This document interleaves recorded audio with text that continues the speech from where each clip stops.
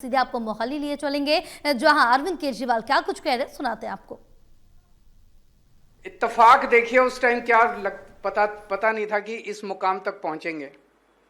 ये 2000 सन 1999 की बात है।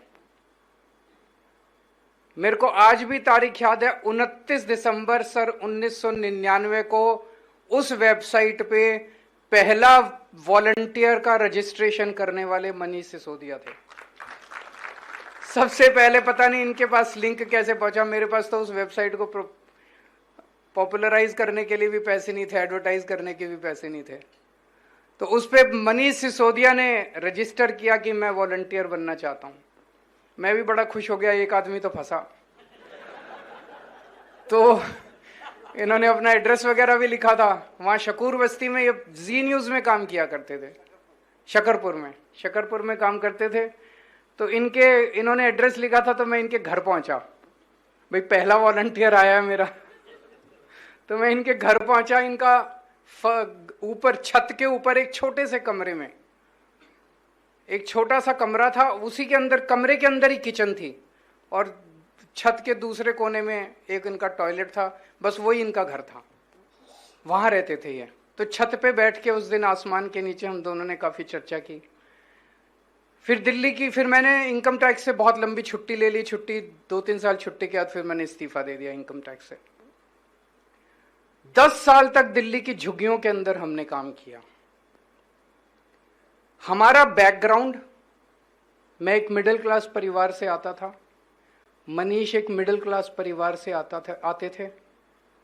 और 10 साल का हमारा जो झुग्गियों के अंदर काम था, कई महीने में जाके फिर झुग्गियों में भी रहा, अपना घर छोड़ के मैं जाके झुग्गियों में रहा था। उसने डिसाइड किया कि जब हम दिल्ली सरकार हमने बनाई, तो हमने जो काम किए वो इन 10 साल के झुग्गियों में रहने के और हमारे बैकग्राउंड का नतीजा था।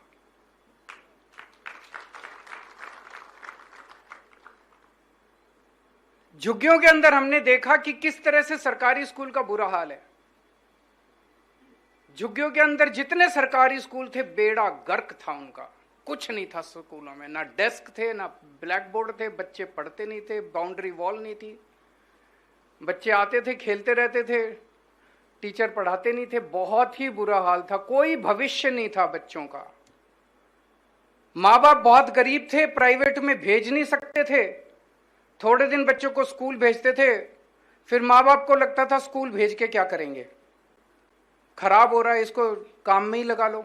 तो बच्चे को भी अपने साथ काम में लगा लेते थे, बच्चा अनपढ़ रह जाता था। फिर बच्चा भी बड़ा होके गरीब बनता था, गरीब का बच्चा गरीब बनता था। और प्राइवेट स्कूल में अमीर भेजते थे, अमीर का बच्चा अमीर बनता था। तो हमें यही लगता था यार, उन दिनों में 60-65 साल हो गए थे आजादी को, कि क्या चल क्या रहा है हमारे देश के अंदर। एक स्कूल ठीक नहीं कर सकती सरकार। 60-65 साल हो गए, स्कूल क्यों नहीं ठीक कर सकती। उन दिनों में प्लानिंग कमीशन ने एक रिपोर्ट निकाली